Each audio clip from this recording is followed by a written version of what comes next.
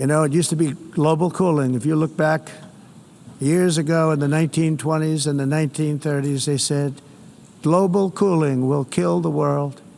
We have to do something. Then they said global warming will kill the world. But then it started getting cooler. So now they could just call it climate change, because that way they can't miss. It's climate change. Because if it goes higher or lower, whatever the hell happens, there's climate change. It's the greatest con job ever perpetrated on the world, in my opinion. All of these predictions made by the United Nations and many others, often for bad reasons, were wrong. They were made by stupid people that have cost their countries fortunes and given those same countries no chance for success.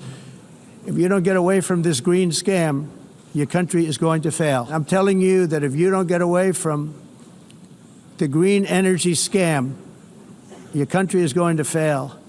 And if you don't stop people that you've never seen before, that you have nothing in common with, your country is going to fail. It truly is hard to put into words sometimes just how embarrassing it is that someone who doesn't believe in basic science is tasked with leading our country and representing all of us on the global stage. What's even more aggravating is that Trump wouldn't have anywhere close to the amount of power he holds now if it weren't for his loyal cult members, like former Congressman and current EPA Administrator Lee Zeldin. The president is absolutely right. And we've seen it in the name of climate change, these left-wing policies willing to cause extreme economic pain for people who can least afford it. They're willing to suffocate out entire sectors of our energy economy.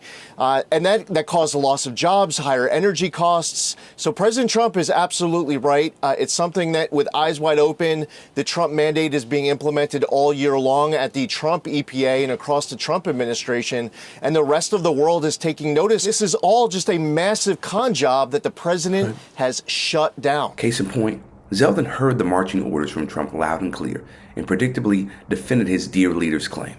As you'll see shortly, this was far from the only time Zeldin denied the reality of climate change. Yet this is what he said during his confirmation process about the subject. Do you agree with President-elect Trump that climate change is a hoax?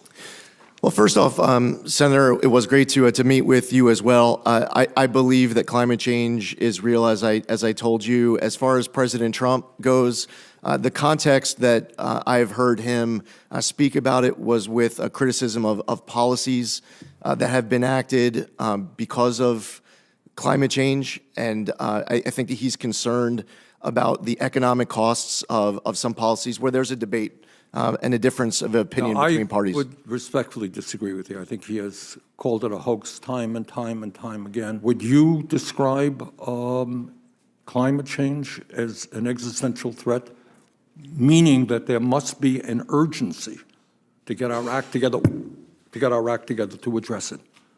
Senator, we must, with urgency, be addressing these issues. And today, as we talk about any way at all that the EPA can do its part to make sure that our air and water are cleaner, healthier, staying on safer. the one, look, EPA has enormous responsibilities over an enormous number of areas. I'm focusing on picking up what Senator Whitehouse said. I worry very much. Do you have kids? Yes, Senator. Okay. I worry. Many of us have kids. We have grandchildren. This is serious stuff. This is beyond politics, my friends. This is the future of humanity. The reason why Zeldin was motivated to, adjust and tamper down his climate change and opposition during the confirmation process is because when you're trying to get confirmed for something, for a position, in some cases you're going to do what people want to hear, right? That way you're seen as a more credible entity. You're seen as a more credible person for the job. It's like, oh yeah, you say all the right things to get the job. But and in reality, you don't even believe any of that. And get this, Zeldin, he received nearly $270,000 in campaign funds from the oil and gas industry during his career in Congress. So we can't view him as a trustworthy person. Our climate is changing. We need to do more to be better stewards of the air, the land, our water. The key is to reduce our reliance on fossil fuels, to become more environmentally friendly and pursue alternative energy, clean and green energy.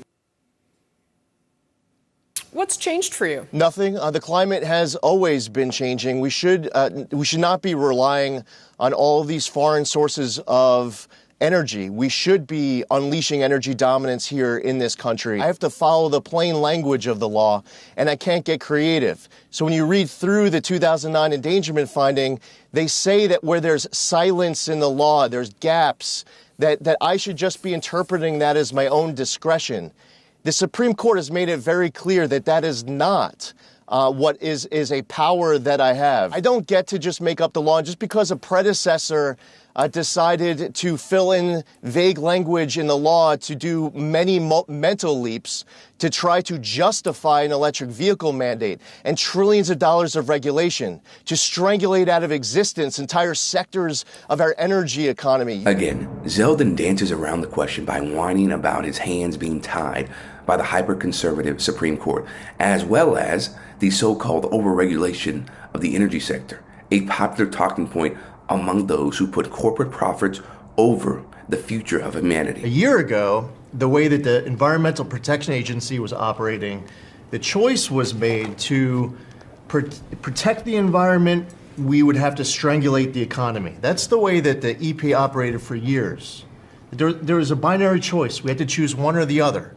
The Trump EPA completely rejects that. We just announced a proposed rescission of the 2009 Obama EPA endangerment finding, all of the light, medium, and heavy-duty vehicle regulations that followed. It is the single largest deregulatory action in the history of the United States government. And when you add up the dozens of different actions that we have announced and that we're working through, in one agency in 1 year will do more deregulation than entire federal governments have done across all agencies across entire presidencies. Deregulation translates to rolling back consumer and environmental protections, serving the financial interests of fossil fuel corporations, and most importantly, accelerating the climate crisis that we're seeing right now. Whether you consider yourself conservative or moderate or liberal, on the east end of Long Island, protecting... Maybe Michael for the interruption, but we are in a climate crisis Could you please sit down? caused by the burning of fossil fuels, and Mr. Lee Zeldin, the administrator of the Environmental Protection Agency,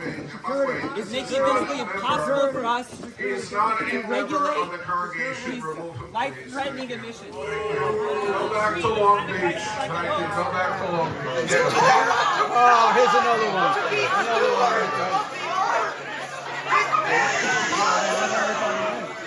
The West Hampton Beach Police is here. Thank you. Thank you.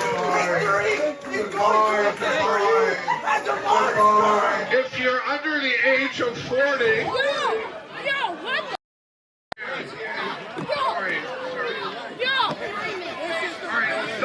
Simon, we have security.